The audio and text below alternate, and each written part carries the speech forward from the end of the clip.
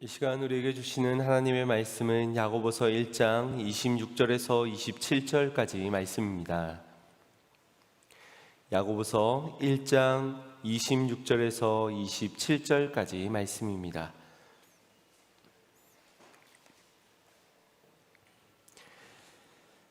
찾으신 줄 알고 제가 봉독하도록 하겠습니다. 누구든지 스스로 경건하다 생각하며 자기 혀를 제갈먹이지 아니하고 자기 마음을 속이면 이 사람의 경건은 헛것이라. 하나님 아버지 앞에서 정결하고 더러움이 없는 경건은 곧 고아와 과부를 그 환난 중에 돌아보고 또 자기를 지켜 새 속에 물들지 아니하는 이것이니라. 아멘. 할렐루야.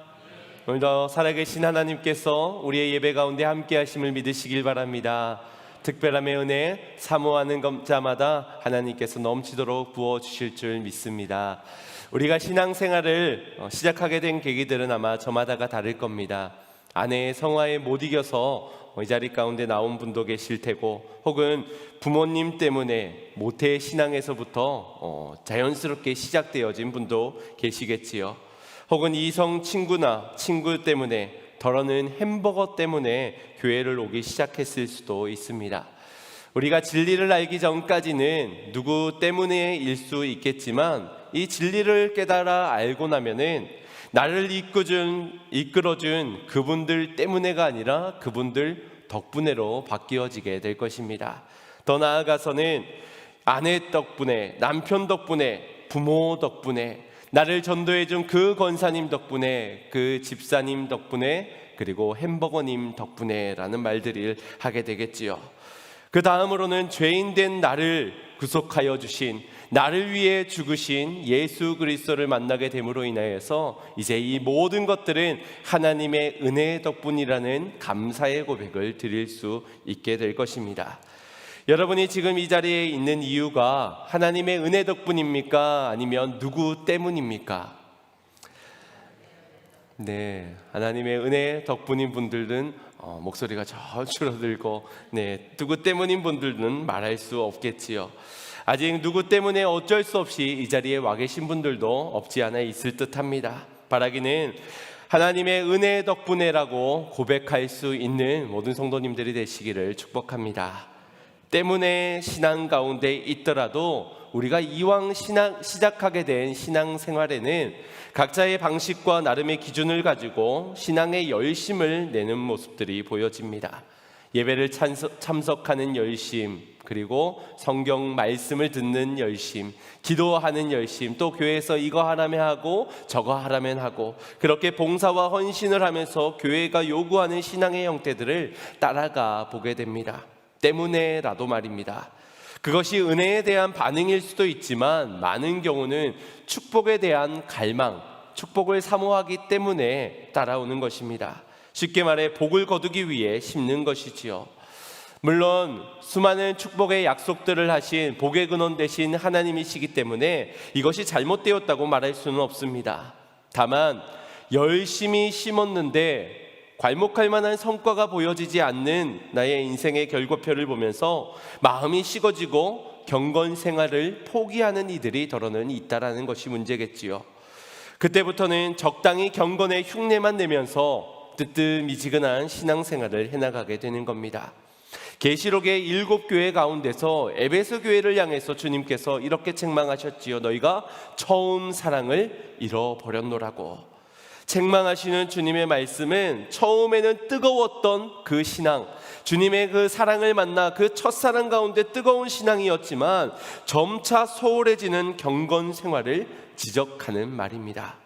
특히 요즘 사람들은 눈에 보여지는 분명한 성과나 수익성들이 보이지 않았을 때는 계속적인 투자를 하는 것을 시간 낭비, 허비라고 생각하기 때문에 옛날 우리 믿음의 선배들이 애쓰며 열정 있게 경건 생활했던 모습들을 좀처럼 찾아볼 수가 없고, 또 지속적으로 이어가는 열심히 있는 경건 생활의 성도들을 찾아보기가 힘듭니다. 여러분들은 경건 생활에 대한 의문을 품어본 적이 혹시 있으십니까? 아마 목표를 가지고 열심을 내어 보셨던 분들이라면 한 번쯤 과연 경건 생활에 유익이 있는가?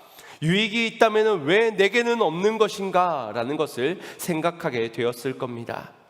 그런데 우리가 하나님 왜 내게는 유익이 없습니까? 그토록 열심히 경건 생활했건만 왜 내게 남은 것은 이것뿐입니까? 라고 묻기 전에 우리의 드려졌던 경건이 과연 참된 경건, 온전한 경건이었는지를 묻지 않을 수가 없습니다.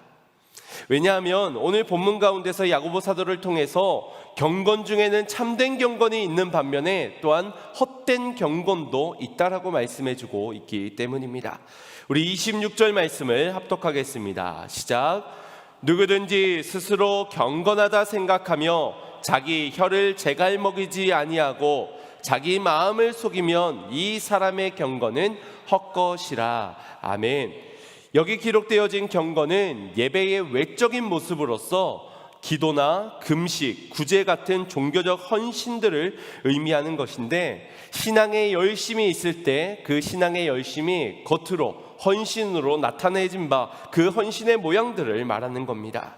그런데 그 헌신이 헛될 수 있다 경고하고 있습니다.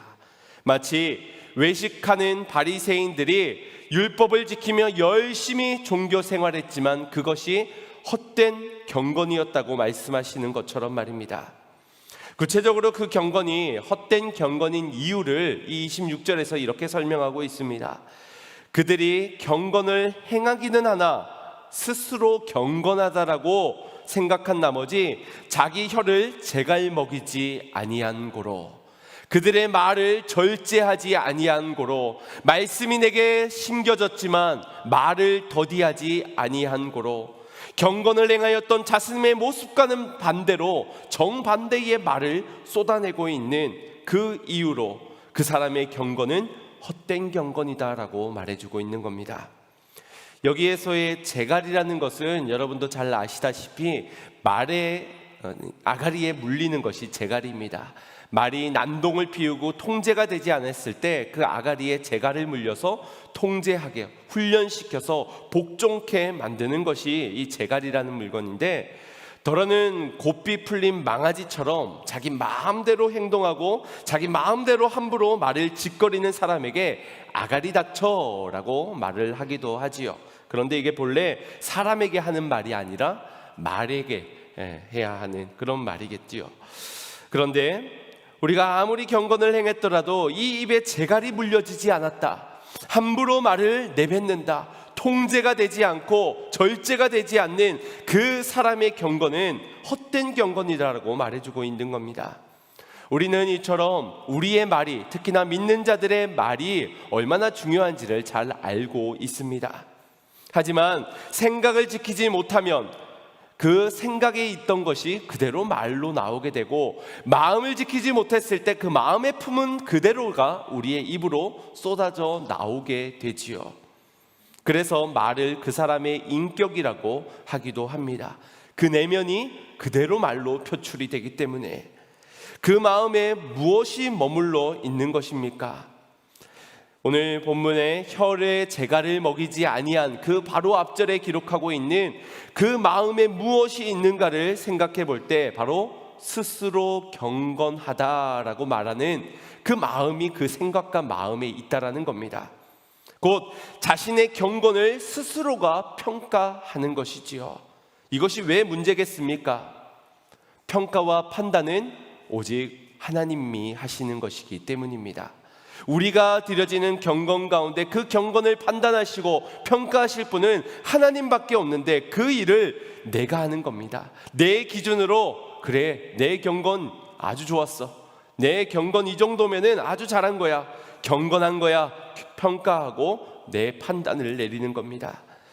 자신을 이처럼 판단하는 사람이 남을 판단하지 않겠습니까? 나를 평가하는 사람이 남을 평가하지 않겠습니까? 하지요. 그러나 나에게는 관대하고 남에게는 그렇지 않은 잣대를 가지고 자신의 이 교만한 마음의 생각을 가지고 남을 판단하게 되고, 그 입술에 그 마음에 있는 교만함이 그대로 나와 판단한 대로 그들을 정죄하는 것입니다. 이게 그 혀에 제갈을 물리지 않은 자의 언행입니다. 예배를 잘 드리고 집으로 돌아가는 길에 이 말 한마디를 참아야 하는데 그 말 한마디를 참지 못해서 홀라당 경건이 무너지는 모습들을 보게 됩니다.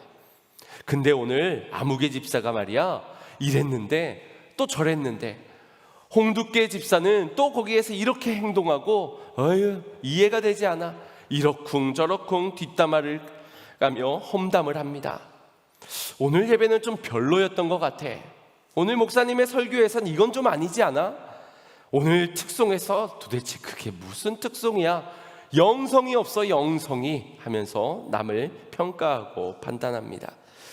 실컷 수고하고 헌신하면서 돌아가는 집에서 힘들어 죽겠네, 내가 괜히 한다 그랬어, 내가 앞으로는 절대 안 해, 내가 하고 싶어서 한 거야, 억지로 한 거지, 이렇게 말하며 때문에, 누구 때문에, 그렇기 때문에 그렇게 말을 하는 것이지요. 또 그래도 내가 저 사람보다는 신앙생활을 오래 했고 뿐만 아니라 예배도 저 사람보다는 내가 많이 드리지, 나는 새벽 제단을 쌓는 사람이고 저 사람은 안 쌓는 사람이고, 그래서 나는 경건하지, 저 사람보다 내가 기도 생활을 더 열심히 하지, 나는 봉사도 열심히 하지, 그래 내가 저 사람보다는 그래도 나은 경건의 사람이야 라고 스스로 평가를 하는 겁니다. 이 모습, 스스로의 자랑으로 스스로의 영광을 자신이 취하는 겁니다. 이게 다 뭐다고요? 헛된 경건이라고 말하고 있습니다. 아무 소용이 없는, 아무 의미가 없는 헛된 경건 말입니다. 경건의 목적이 무엇입니까? 하나님을 기쁘시게 해드리는 것을 위해서 내가 마음과 몸을 들여서 헌신하는 것, 그 행위가 경건이지요. 그런데 받으시는 하나님은 중요치 않고 그 목적을 잃어버린 채 내가 중요하고 이제 내 기준이 중요한 겁니다. 내가 판단할 때 좋은 경건이면 되는 거야. 내가 옳다고 여기는, 내가 인정하는 그 경건만 하면은 되는 거야. 누가 말씀을 하루에 한 장만 읽으라고 했습니까? 누가 새벽 기도만 드리면 그 생활에서 자동적으로 경건한 생활이 된다라고 기록하였습니까?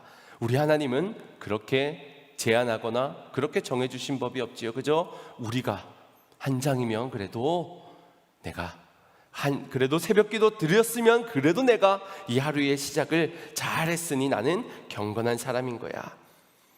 경건의 기준과 목적이 하나님이 아닌 자신이 되는 것입니다. 자신을 위한 경건이 되어져 버리는 것이지요. 새벽 기도를 드리는 이유, 무슨 일을 하기 전에 꼭 말씀부터 보시는 분들도 계십니다.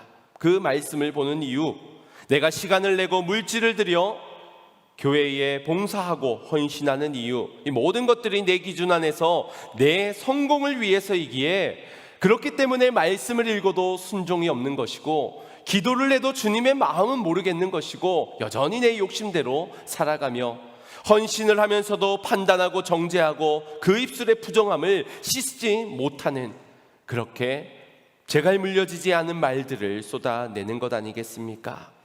내 기준과 내 판단대로 이제껏 경건 생활을 해왔기 때문에 야고보 사도는 이것을 자신의 마음을 속이는 것이다 라고 우리에게 경고하고 있습니다. 우리가 1장 가운데서 자신을 속이고 있는, 자기 자신을 속이고 있는 것이 무엇인지를 앞서 두 가지를 언급하였습니다. 먼저는 자기 욕심에 의하여서 시험에 든 것이지 하나님이 너희를 시험한 것이 아니다 라고 지적하였지요. 또 듣기만 하고 행하지 않는 것 역시도 자신이 속고 있는 것이다, 괜찮은 게 아니다라고 말해 주었지요. 그리고 오늘 본문에서 경건의 모양만 갖추고도 자기 스스로는 굉장히 만족스러운 신앙생활이다, 이 정도면 되었다라고 경건 생활을 하고 있는 그 자기 판단 가운데 말을 절제하지 않는 이는 결국 자기 마음을 속이는 것이라고 말해주고 있습니다. 속이는 것 세 가지를 기억하십시오. 나를 속이는 것은 자기 욕심, 그리고 자기 만족, 그리고 자기 판단입니다. 자기 욕심에 속아 하나님을 원망하고 스스로 괜찮다 자신을 위로하며 자기 만족에 머물러 있는 신앙, 그리고 자기가 판단하는, 자기 기준에서 판단을 내리는, 평가하는 그 판단에 속아서 나아갈 때가 많다라고 경고합니다. 결국 우리의 마음과 생각을 지켜야 하고 우리의 입술을 지켜야 하는 이들에게 자기 욕심, 자기 만족, 자기 평가가 있는 한 지켜낼 수 없는 것, 속아서 그 마음의 생각을 품어버리고 그 입술의 말을 뱉어내는 겁니다. 그게 정의인 줄 알고, 그게 경건인 줄 알고, 그게 하나님이 기뻐 받으실 것인 줄 알고 말입니다. 그러나 그 경건은 아무리 많이 하여도, 아무리 열심히 하여도 의미 없고 목적을 잃은 헛된 경건이라고 말씀합니다. 그렇다면 우리가 그 마음에서 어떤 마음과 생각을 지켜내며 어떤 입술의 고백이 필요한 것일까요? 누가복음 17장 10절 말씀에 예수님께서 제자들에게 이와 같은 고백을 해야 한다라고 말씀하셨습니다. 합독하겠습니다. 시작. 이와 같이 너희도 명령받은 것을 다 행한 후에 이르기를 우리는 무익한 종이라 우리의 하여야 할 일을 한 것뿐이라 할지니라. 아멘. 무슨 고백을 해야 한다고요? 나는 무익한 종이라. 내가 뭘 해도, 내가 다 순종하고 다 이루어 행해도 나는 무익한 종이다.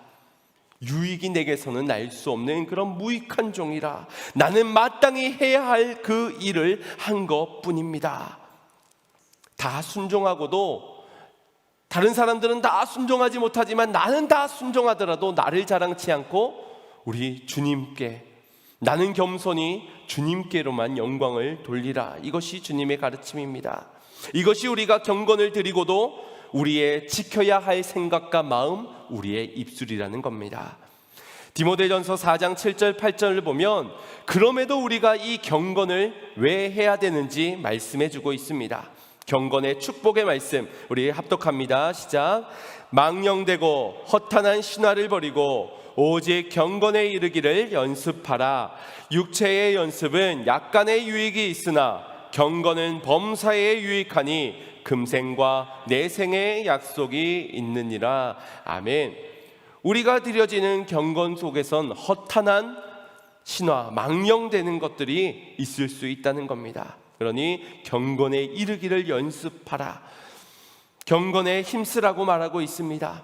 경건을 한 번 드리는 것으로 내가 도달하여서 평가해가지고 결론을 내릴 수 있는 것이 아니라 오직 경건에 이르도록 또 이르도록 표대를 향하여서 계속적으로 이루어 가서 우리의 평가는 마지막 주님 앞에 섰을 때에 주님이 내리시는 거니 너희가 허탄하고 망령된 말로 오늘의 결론을 내가 내리지 말라는 것입니다.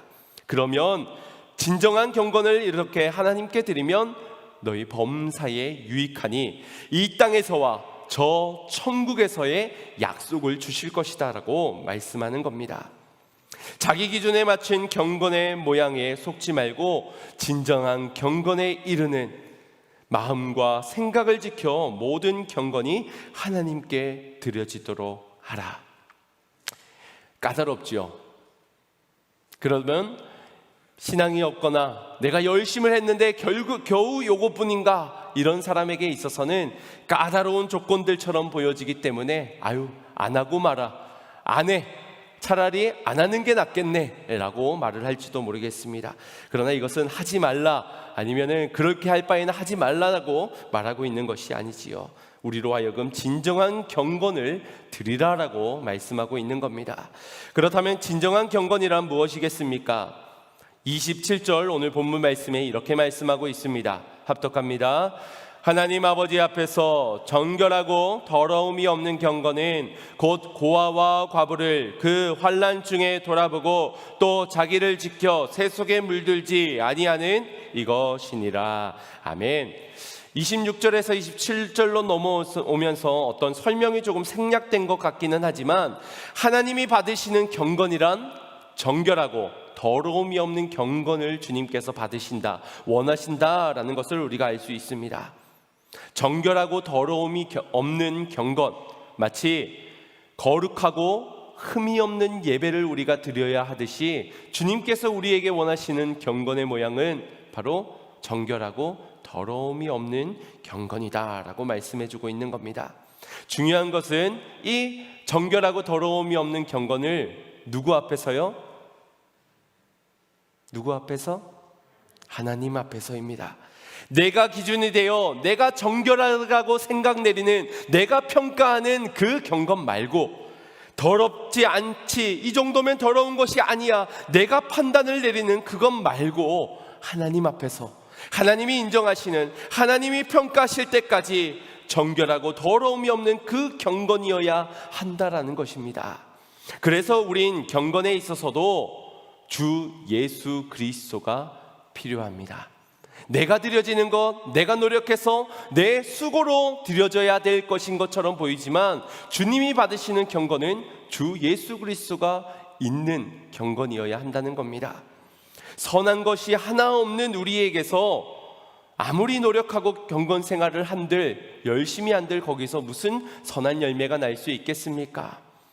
사람이 착한 것으로, 선행을 베푼 것으로 그렇게 나타날 수 있는 열매가 아니지 않습니까? 우리의 어린 아이들, 자녀들만 보더라도 우리는 알 수 있습니다. 아이들이 얼마나 치열하게 장난감을 빼앗고 뺏기지 않으려고 싸우는지요. 그 부모가 그렇게 가르쳤기 때문이겠습니까? 아이야, 유치원에 가서 이 장난감만은 절대 뺏겨서는 안 되고 싸워서라도 쟁취해 내야 한단다. 선생님의 이쁨을 받기 위해서 남들보다 앞장서 가지고 먹을 걸 달라고 소리치고, 남들이 조금 기세 높게 나온다 싶으면은 짓밟아 네가 일어서야 된다. 혹시 이런 가르침을 부모가 한 적이 있기나 합니까? 그런데도 그 어린아이들이 어디서 그것을 알았는지 빼앗고 때리고 얼마나 혈투 있게 싸우는지 모릅니다. 그것만 봐도 우리 인간은 선하지 못하다, 그 마음과 생각에는 선한 것이 없어 선한 열매가 날 수 없다는 것을 우리는 알 수 있습니다. 그러니 우리의 경건도 우리에게선 정결하고 더러움이 없는 경건이 나올 수가 없다는 겁니다. 우리가 스스로 거룩해지거나 흠이 없어질 수 있겠습니까? 그 역시도 없다라는 겁니다. 없기 때문에 흠이 없으신 어린 양 예수 그리스도께서 죽으신 것이지요. 그래서 정결하고 더러움이 없는 경건을 위해서 인간의 몸을 입고 오신 주님께서 앞서 그 경건을 몸소 보여주신 것이지요. 우리가 지난주에 말씀을 나누었듯이 말씀도 어떻게 받아야 된다고요? 온유함으로 받아야 된다. 예수님의 성품이신 온유함으로 주의 말씀을 받아야 하고, 말씀을 행하는 데 있어서도 우리의 의지와 결단에서가 아니라 진리 가운데서 온전한 율법 대신 예수 그리스도를 들여다보는 자가 행할 수 있다. 그 예수 그리스도를 바라보는 자가 말씀대로 살아갈 수 있다라고 나누었습니다. 마찬가지로 오늘 주님이 받으시는 정결하고 더러움이 없는 경건마저도 주님의 거룩하심과 우리를 정결케 씻기시는 주의 보혈의 은혜로 말미암아 주님이 받으시는 더러움이 없는 정결한 경건을 드릴 수 있다라는 사실입니다. 그러니 내 기준에서의 경건, 내가 알 수 있는 최선에서의 경건이 아니라 하나님의 은혜와 사랑 안에서 주님의 마음과 주님과 함께함의 동행, 그 경건으로 드려져야 한다라는 사실입니다. 이 구체적인 예가 27절 말씀의 후반절에 기록이 되어져 있습니다. 27절 말씀을 다시 한번 보시면, 그 하나는 고아와 과부를 환난 중에 돌아보는 것, 그리고 또 하나는 자기를 지켜 새 속에 물들지 아니하는 것이다 라고 두 가지를 말씀해 주고 있습니다. 먼저 고아와 과부라는 대상을 보면 두 부류의 대상만 언급되고 있는데, 그래서 그 외에 나그네라든지 병든 자, 가난한 자 등은 제외시키는 것이 아닌가 싶지만, 그들 모두의 대표성을 이 고아와 과부가 상징적으로 지고 있다라고 이해하는 것이 더 옳을 것입니다. 오늘날과는 다르게 그 당시로 볼 때 고아와 과부는 사회에서 가장 무시받는, 천대받는, 하찮은 존재로 여겨지는, 소외되는 이들이 바로 고아와 과부였습니다. 오늘날에는 다르지요. 그들을 굉장히 챙겨주고 또 존중해주고 높이 사는 그런 시대 상황과 달리 당시는 그러지 않았다는 겁니다. 그러니 그런 시대 상황 가운데서 스스로의 힘으로는 환난을 벗어날 수 없는 이들이 바로 고아와 과부인 것입니다.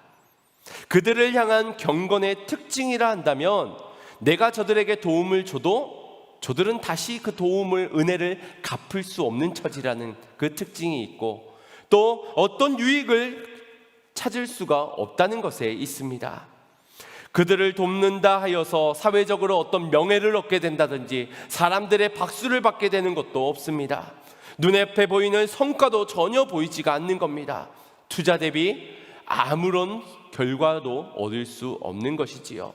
오히려 주변 사람들은 왜 그렇게 어리석고 미련한 일을 하냐고, 그 하찮은 존재들, 보잘것없는 그들을 왜 돕는 것이냐고 손가락질을 할지도 모릅니다. 또한 그들을 도와주는데 언제까지 도와줘야 되는지, 오늘도 내일도 몇 달이 지나도 그들의 도움은 계속 요청을 하는, 그 도움의 끝을 알 수 없어 딜레마에 빠질 수도 있습니다. 그러나 이것이 하나님이 원하시는 경건이라는 것이 중요한 것이겠지요. 여기 돌아보다, 이 환난 중에 그들을 돌아보라에 돌아보다라는 해당에 되는 헬라어는 에피스 캡토마이라는 말입니다. 이 헬라어는 보러 가다, 가서 조사하다라는 의미를 지니고 있습니다. 보통 그들이 내게 찾아왔을 때, 도움을 요청하여 손을 내밀었을 때, 그때 우리가 도움을 주는 경우들이 많은데, 그러한 말이 아니라 돌보다는 도움조차 요청하지 못하였는 자들에게, 손조차 내밀지 못하고 신음소리조차 내지 못하는 그들에게 너희가 적극적으로 찾아가 손을 내미는 경건을 하여라 라고 우리에게 요구하고 있는 겁니다. 이제껏 우리는 행해왔던 경건들을 살펴보면 반드시 누군가가 알아주는, 누군가가 인정해주는, 관심 가져주는 그러한 경건들이었는지도 모릅니다. 어떤 모양에서라도 유익이 있어야 하는, 보람이라도 있어야 하는, 그리고 일회성으로 끝나져 버리는 그런 도움들이 또한 대부분이었을 겁니다. 어느 정도는 도와달라고 요청하면 도와주는, 손 내밀면 손 잡아주는 정도의 경건 말입니다. 그러나 우리 주님께서 원하시는 경건은 환난 중에 손조차 내밀지 못하는, 스스로의 자력으로 이겨낼 수 없는, 어떠한 결과도 어떠한 성과도 보이지 않는 그 고아와 과부를 향해 경건을 베풀라라고 말씀합니다.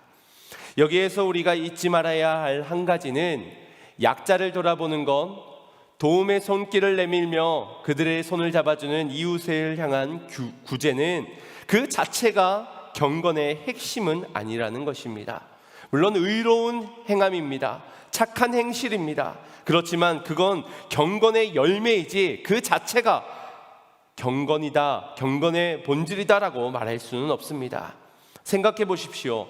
말씀이 없는 경건이 주님이 받으시는 경건이겠습니까? 기도하지 않고 베푸는 구제가 과연 주님이 인정하시는 경건이겠습니까? 그런 경건, 그런 선행 세상에도 있습니다. 아무도 알아주지 않는 남모를 선행을 베푸는 사람들, 수년이 지나도록 많은 선행들을 베풀어 가는 사람들이 믿지 않는 세상 사람들 중에도 있다라는 것입니다. 그런 경건은 세상 가운데서도 찾아볼 수 있다라는 것. 그러니 그것만, 그 선행만, 그 구제만 강조되다 보면 결국 인권이 말씀보다 앞서게 되는 것이고 복지가 먼저다라고 말하게 되는 것입니다. 경건은 우리 하나님을 향해야 하는 것인 줄 믿습니다. 하나님이 중심이 되어야 하고, 하나님이 전부가 되어야 하고, 하나님이 받으시는 경건이어야 한다라는 것입니다. 그래서 말씀이 없고 말씀대로 기도하며 행하지 않는 경건, 곧 예수 그리스도가 빠진 경건은 하나님이 받으시는 경건이, 주님이 원하시는 경건이 아니라는 사실입니다. 마태복음 26장 7절 말씀을 보면 예수님께서 베다니 시몬의 문둥이 집에서 머물 때가 기록되어져 있습니다. 그곳에서 나드한 옥합을 깨뜨려 예수님의 머리에 발렸던 한 여인의 행함이 기록되어져 있습니다. 그때 제자들이 그 여인을 향해 이렇게 말합니다. 8절 말씀입니다. 제자들이 보고 분하여 가로되 무슨 의사로 이것을 허비하느뇨? 이것을 많은 값에 팔아 가난한 자들에게 줄 수 있었겠도다 하거늘. 지금 제자들이 여인을 향하여서 왜 허비하느냐, 왜 낭비하느냐, 너의 그 경건을 왜 그렇게 허비하느냐라고 말하고 있는 겁니다. 요한복음에서는 이 말을 전하였던 인물이 가룟 유다다라고 기록하고 있고, 그의 마음에서 정말 가난한 사람들을 생각해서 한 말이 아니라 그는 도적자요, 돈의 꾀에 냄새 맡는 자, 결국 돈을 사랑하기 때문에 이와 같이 말하였던 것이라고 말씀합니다. 다른 제자들도 이와 같이 말했다면 그들의 마음에서 가룟 유다와 같은 마음이었는지 아니면 정말 가난한 자들을 생각했는 마음이었는지는 알 수 없으나, 어찌되었던 주님은 이 말을 듣고 난 후에 제자들을 향하여서 이렇게 말씀하였습니다. 10절 11절 말씀입니다. 시작. 예수께서 아시고 저희에게 이르시되 너희가 어찌하여 이 여자를 괴롭게 하느냐, 저가 내게 좋은 일을 하였느니라. 가난한 자들은 항상 너희와 함께 있거니와 나는 항상 함께 있지 아니하리라. 아멘. 주님, 이거 팔아서 가난한 자들, 저 고아와 과부들에게 나누어 주는 것이 더 나은 일 아니겠습니까? 라고 말하고 있는 제자들을 향하여서 나에게 한 것이 더 좋은 일이니라. 너희와 가난한 자들은 너희와 항상 함께 있지만 나는 항상 함께 있지 않으니 이 좋은 일을 그녀가 한 것이다. 이 말을 우리가 가난한 자들을 도와주지 말라는 말로 오해해서는 안 됩니다. 혹은 저들보다 내가 먼저야, 내가 받으니, 내가 앞서니, 내가 먼저니 저들은 주지 말고 다 내게로 먼저 가져와라, 이런 말도 아닙니다. 예수님의 가르침은 하나님이 기준이 되지 않는 경건, 예수 그리스도가 빠져버린 경건은 아무 소용이 없다라는 것입니다. 제자들은 지금 주님의 십자가의 길을 걷는 그 가운데 마음의 근심됨 가운데 있는 예수님을 전혀 헤아리지 못하는 겁니다. 기도할 때도 헤아리지 못하였고, 그녀는 지금 장래에 주님의 그 십자가의 길을 기념하고 있는데 그조차도 주님의 마음을 헤아리지 못하고 가난한 자들에게 이 물질을 바쳤으면 더 나았건만, 주님의 마음은 전혀 상관없이 자신의 기준에서의 경건을 내세우고 있었던 것입니다. 우리는 오늘 본문 가운데 우리가 좀 더 주님의 마음을 찾아볼 수 있어야 할 것 같습니다. 고아와 과부를 돌보아주는 경건을 하라. 고아가 누구입니까? 부모가 없는 이들이 고아이지요. 과부는 어떻습니까? 남편이 없는 자를 과부라고 합니다. 고아는 자신을 돌봐줄 아버지가 없고, 과부는 자신을 도와줄, 자신의 편이 되어줄 신랑이 없는 이들입니다. 영적인 의미로 해석해보자면 고아는 아버지 하나님이 없는 영적인 고아요, 영적 과부는 신랑 대신 예수 그리스도가 없는 이들을 말씀하고 있는 겁니다. 하나님 아버지가 없는 인생, 예수 그리스도가 그 안에 없는 인생, 그런 이들이 마주하는 환난, 그것은 절망입니다. 어떤 빛도, 어떤 소망도, 어떤 희망도 없는 상태 가운데서 절망만을 느낄 뿐입니다. 환난 중에 하나님 아버지가 없는 자, 구주 예수님이 없는 자, 여러분 상상 한번 해보십시오. 여러분이라면 여러분 안에 하나님이 없고 예수님이 없는 중에 환난을 당한다면 여러분은 희망이 있겠습니까? 여러분에게는 소망이 있겠습니까? 아유, 그래도 내가 수십 년을 신앙생활 했는데요, 내가 그래도 남들보다 열심히 성경 더 읽고 기도도 하면서 봉사에 봉사를 더 했는데요, 그런 나 정도라면, 그런 나의 경건 정도라면 소망 있는 것 아니겠습니까? 라고 말할지 모르겠지만 주님이 없는 인생 가운데서는 오직 절망뿐이라는 것입니다. 그 누구도 의지할 수 없고 그 어떤 돌파구도 보이지 않는 인생. 주님께서는 그런 이들에게, 고아와 같은, 과부와 같은 영적 고아와 영적 과부들에게 아버지가 있는 너희가, 신랑 대신 예수 그리스도가 있는 너희가 가서 그들을 환난 중에 절망을 겪고 있는 그들에게, 신음소리조차 내지 못하고 있는 그들에게 가서 돌봐주기를 원하신다는 것입니다. 왜요? 우리는 환난 중에 기뻐할 수 있는 이유가 있기 때문입니다. 하나님 아버지 계시고 그 아버지가 나를 선한 길로 인도해 가고 계시며 환난 중에도 나를 건져내실 것이며 이 환난을 통하여 부족함이 없고 조금도 구비하여 온전한 자로 세워가실 주님의 선한 계획이 있기 때문에 우리는 그 예수 그리스도, 모든 문제 해결 대신 빛 대신 예수 그리스도와 나와 함께하기 때문에 그 환난 중에도 우리는 기뻐할 수 있기 때문입니다. 그러니 너희가 가서 진정한 경건, 너희가 가서 정결하고 더러움이 없는 경건을 베풀어 주지 않겠느냐. 돈이 남아 넘쳐나서가 아닙니다. 여윳돈이 있어서가 아닙니다. 시간이 남아 돌아서가 아닙니다. 환경과 상한 여건들이 다 받쳐줘서 그래서 심으라는 것 아닙니다. 거둘 수 있으니 심으라, 이러한 요청도 아닌 것입니다. 너희에게 주 예수 그리스도가 함께하니 너희의 가운데 하나님의 은혜와 예수 그리스도의 사랑이 있으니 그것이 중심이 되고 기준이 되고 목적이 되어서 주님이 받으시는 진정한 경건을 너희가 하라라는 것입니다. 사랑하는 성도 여러분, 정결하고 더러움이 없는 깨끗한 경건, 그 경건은 바로 주님이 함께 하시는 경건입니다.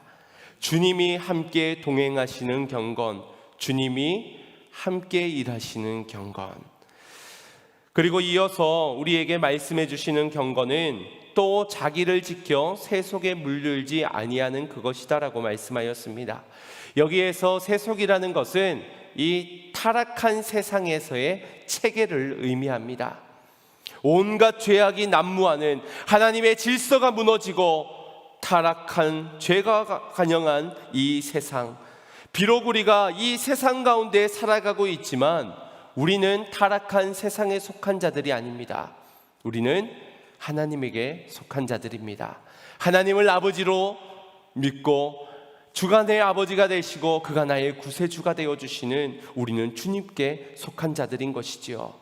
그래서 너희가 이 세상을 살아가면서는 너희의 이 정체성을 믿으며 하나님의 약속을 따르는 가운데 이 땅 가운데 타락된 세상 가운데서도 너희는 지켜라, 마음을 지키고 생각을 지켜라, 거룩함을 지켜라, 의롭다 하심을 얻은 그 은혜를 지켜가며 물들지 않는 삶을 살아라. 이것이 너희가 행할 경건이니라 라고 말씀하고 있는 겁니다.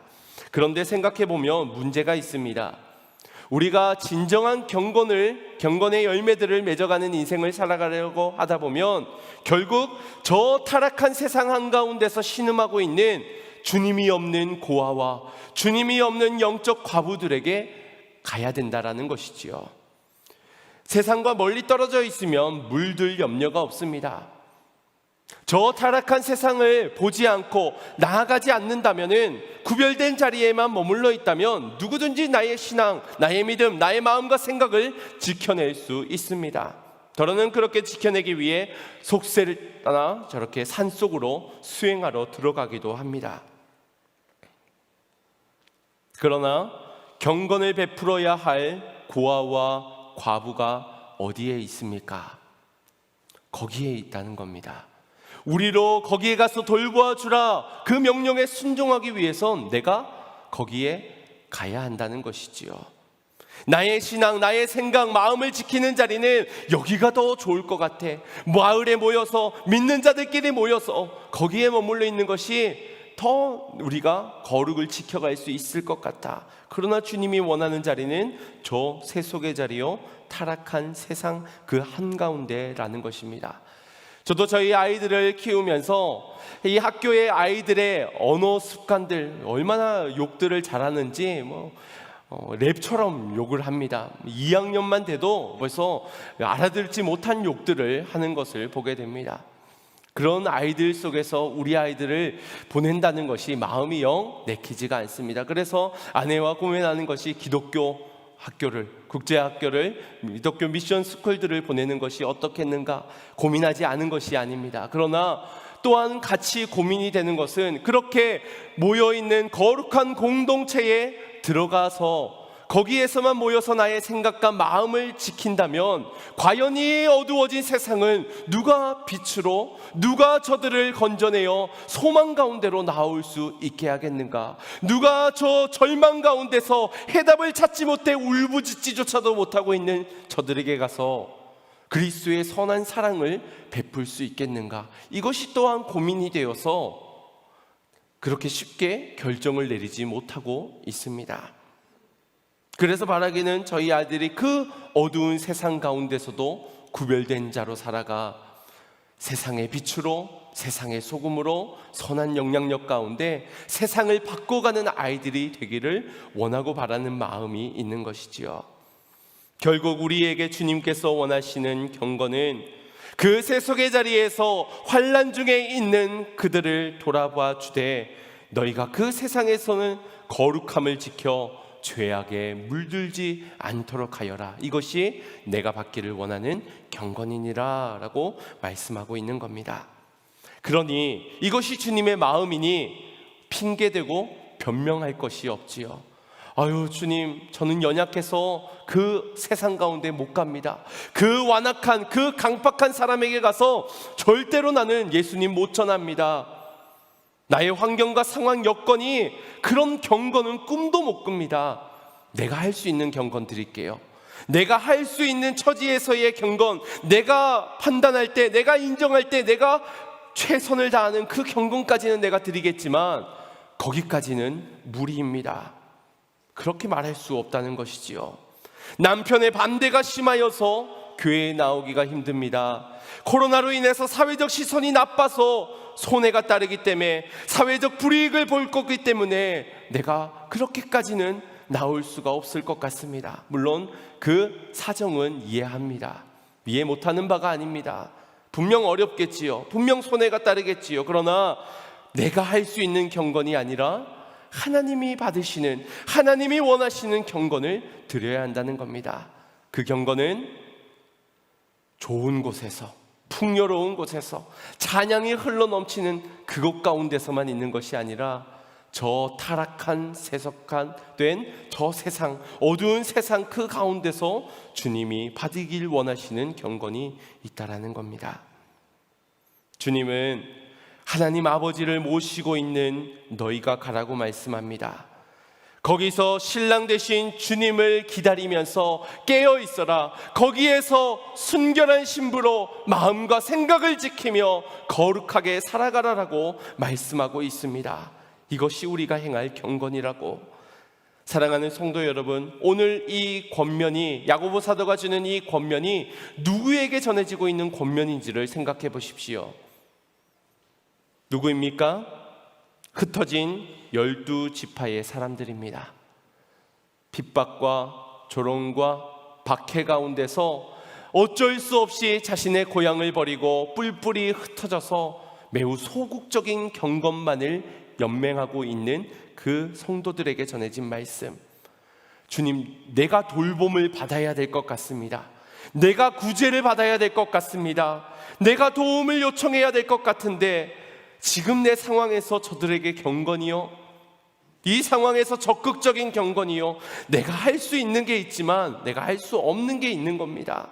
이것이 내 기준일 건데 우리 주님은 환난 중에 고통받는 저들을 향해 너희도 흩어져서 숨어 있지만 그러나 내가 원하는 것은 저들에게 가서, 빛조차 발견하지 못한 소망을 잃은 저들에게 가서 돌보아 주며 거기에서 거룩함을, 믿음을 지켜라라고 말씀하고 있습니다. 거룩함은 저 세상을 벗어났을 때에 지켜질 수 있는 것이 아니라 타락한 세상 한가운데 있으면서도 주 예수 그리스도를 믿는 자, 그분과 함께하는 자, 그분의 은혜 가운데 마음과 생각을 지키는 자, 그럼에도 주님의 사랑을 나누며 실천하며 하나님의 형상을 나타내는 자, 바로 그러한 자가 거룩한 자요, 하나님께 정결하고 더러움이 없는 경건을 드릴 수 있는 자인 줄 믿습니다. 그러한 자가 주님이 원하시는 거룩하고 흠이 없는 진정한 예배도 드릴 수 있을 것입니다. 우리의 만족의 예배가 아니라 주님이 원하시는 예배. 예수님이 그리워하는 사람은 어쩌면 지금 저 타락한 세상 가운데서 절망을 경험하고 있는 사람일지도 모릅니다. 어디에 도움을 요청해야 될지 모르고 방황하고 신음하고 있는 그들에게 주님은 우리에게 묻습니다. 누가 저들에게 가겠느냐고. 누가 절망 가운데 있는 영적 고아와 과부들에게 누가 가겠느냐고. 예수 그리스도와 함께 하나님께 경건을 드리기를 간절히 사모하는 이들이 주님 내가 가겠습니다. 주님 나를 보내어 주시옵소서. 내가 할 수 있는 건 없습니다. 내가 저들의 마음을 어루만지는 것도, 내가 저들을 치유하는 것도, 저들의 소망이 되어주고 저들의 힘이 되어주는 것도 나는 할 수 없습니다. 그러나 나의 힘이 되어주신 주님, 나의 구원의 반석이 되어주신 주님, 나의 방패가 되어주신 주님, 주님이 나의 아버지시고 주님이 나의 구원자가 되어주시고 그분이 나와 함께하기 때문에 내가 가겠습니다. 나를 보내어 주시옵소서. 여러분 가실 수 있으시겠습니까? 영적 고아와 과부들에게 여러분 사랑을 들고 가실 수 있으시겠습니까?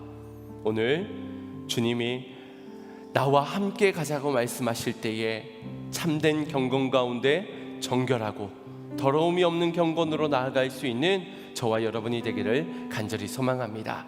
이 새생명 축제 기간을 통하여서 그 주님의 마음을 우리가 더 알기를 원합니다.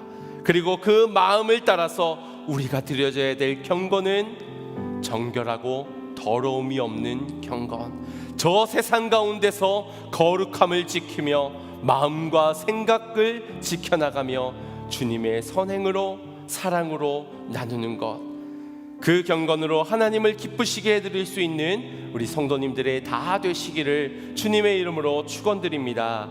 우리 말씀을 생각하시며 찬양의 고백을 드리는 가운데 주님 내게 주님의 마음을 주시옵소서. 아버지 하나님의 바라보는 것 나도 바라보길 원하고 주님이 가길 원하시는 곳에 내가 가기를 원합니다.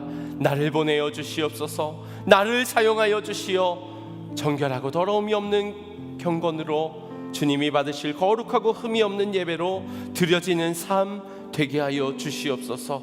우리 기도하는 마음으로 찬양하고 결단의 기도 드리겠습니다.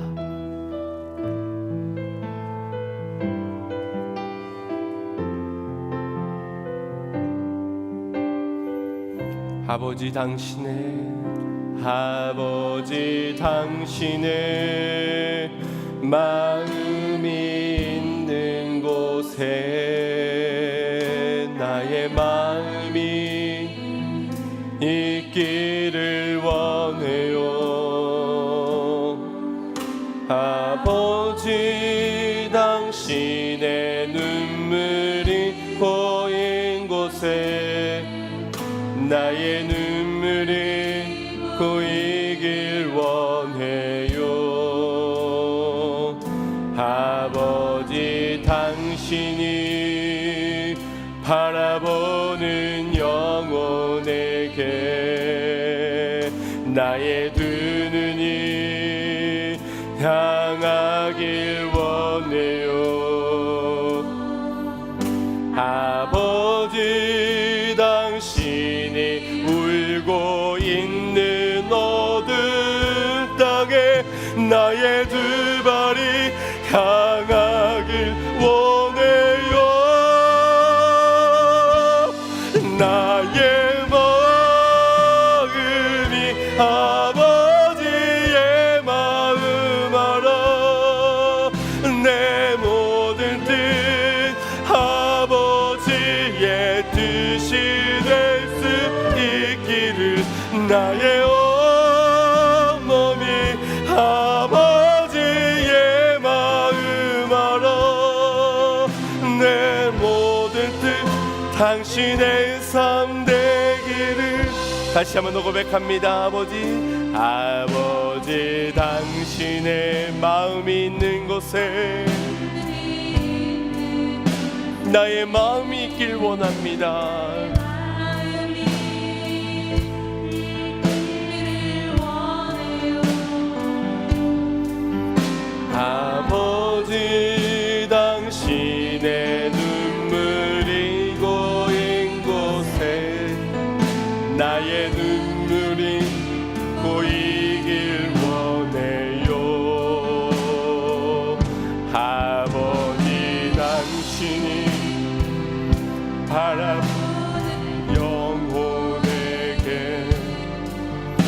나의 두 눈이 향하길 원해요.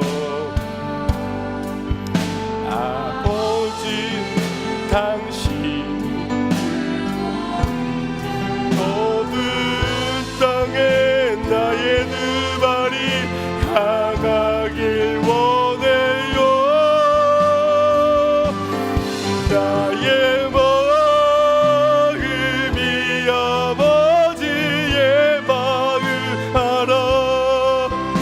내 모든 뜻 아버지의 뜻이 될 수 있기를 나의 온몸이 아버지의 마음 알아.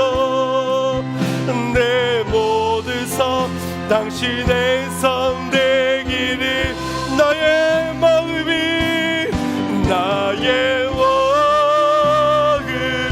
아버지의 마음 알아. 내 모든 뜻 아버지의 뜻이 될 수 있기를 나의 온몸이 아버지의 마음 알아. 내 모든 삶 당신의 삶 되기를.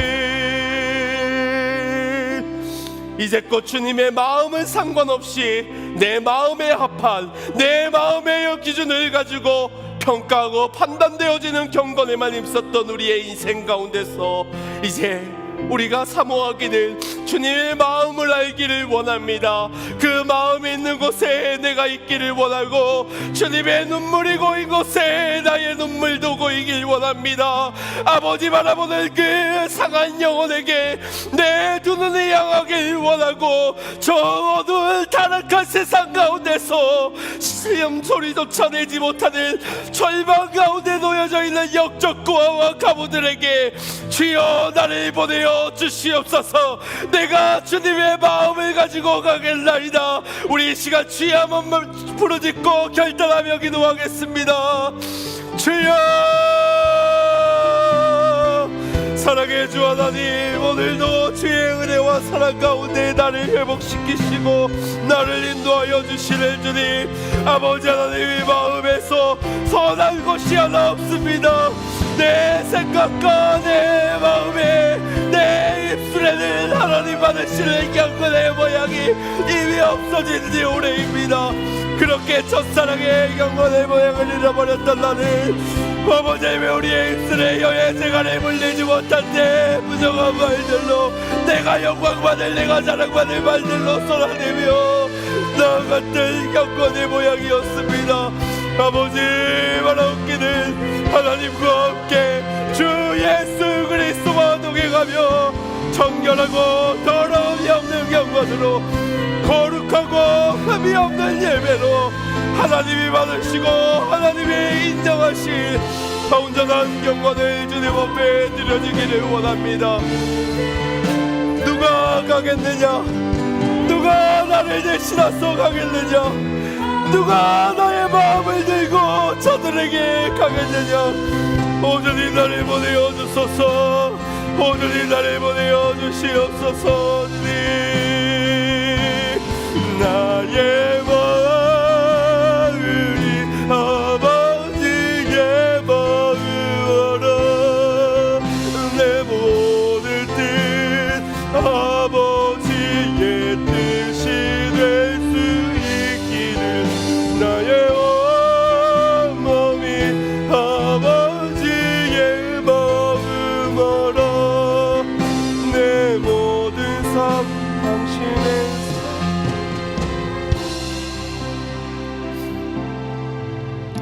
심겨진 말씀조차 지켜내지 못한 우리를 주님 용서하여 주시옵소서. 말을 더디하지 못하고 성내기를 더디하지 못하며 혀에 재갈을 물고 절제되지 못하고 통제되지 못하였던 우리의 삶을 주님 용서하여 주시옵소서. 자기 욕심에 속아 자기 만족에 속아 자기 판단에 속아 나아갔던 주여 우리를 용서하여 주옵소서. 바라옵기는 오늘 주님 보여주신 주님의 마음을 따라 이제 정결하고 더러움이 없는 경건으로 나아가기를 소망합니다. 우리를 보내어 주시옵소서. 우리와 함께 주님과 함께 동행하여 그 어두운 세상 가운데서도 거룩함을 지켜내며 행할 바를 행하며 하나님께 영광 올려드릴 수 있는 경건을 드리는 우리 양문의 모든 성도들이 되게 하여 주시옵소서. 예수님의 이름으로 기도드리옵나이다. 아멘.